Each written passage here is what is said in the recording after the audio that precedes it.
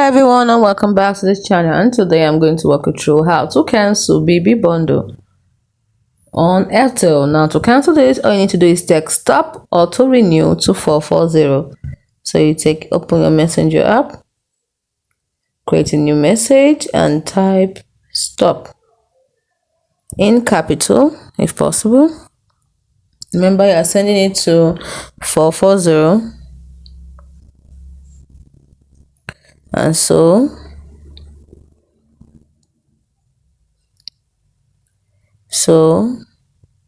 let's do that again. 440, and then we put our recipient. So we want to send in the message, and our message is stop auto renewal.